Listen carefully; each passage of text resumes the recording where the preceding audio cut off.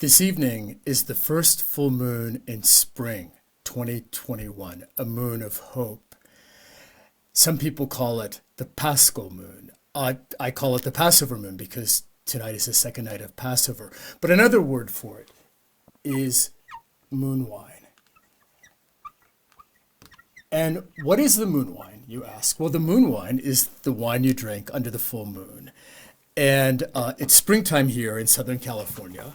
And I'm going to recount a story from my unpublished novel about what happened when three best friends, Karianne, Jenny Lee, and Stephanie, got together under the Moonwine. Springtime in Southern California, anything is possible, even the reunion of three college friends so far away from where they met, where they grew up. A season of magic, when baskets hanging from the eaves mingled with inebriating wisteria, mystical orange blossoms, and intoxicating iris to perfume the evening air, purple California lilacs adding musky complexity, when a businesswoman, a road warrior raised with a red thumb, could simply add water to plants, and they grew.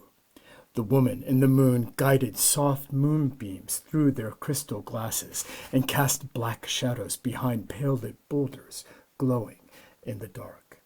Standing tall in the middle of a grove framed by a fairy's nightlight, Old Man Oak lifted his arm skyward where an owl's talons gripped his stick finger. Jenny Lee pointed to a rabbit hopping along the ground, stopping to nibble, then to the owl perched above, a silent drone, waiting for the perfect moment to unleash his deadly payload. Karianne scanned the surroundings and noticed a cat moving silently, slowly, gracefully. Along the edge of trees bordering the field, she and her crew had cleared, plowed, and staked for the vineyard. "What's the neighbor's cat doing out with all the coyotes around? Nice kitty. She noticed the feline was larger than a kitty. "Jenny Lee, Steph," she whispered. "Look over there, a bobcat." Karianne tiptoed back to the table on the terrace and grabbed her single reflex camera with high-powered telephoto lens. She lifted the viewfinder to her eye, zoomed, and her gut was jolted with adrenaline when she realized the cat was a mountain lion staring back at her. Karianne's breathing stopped as the cougar, who had observed her every move, let out a growl that froze the three women and rabbit in their tracks and launched the owl from his observation tower. Karianne pressed the shutter button and with the benefit of magnification beheld the cat's long fangs in moonlight. The mountain lion sprinted towards the rabbit and snatched it with a clawed paw, scooping it into her jaws. Chomp, warm blood flowing through puncture wounds. The 200-pound cat released her limp prey and turned menacingly towards the women and roared, then picked up her snack and trotted across the cleared land where baby vines were to be planted, through the oak grove, across the street and up the hill to the neighbor's overgrown property, then down into a riparian canyon of dense bush, manzanita, California lilacs, chaparral, and sage that extended for miles.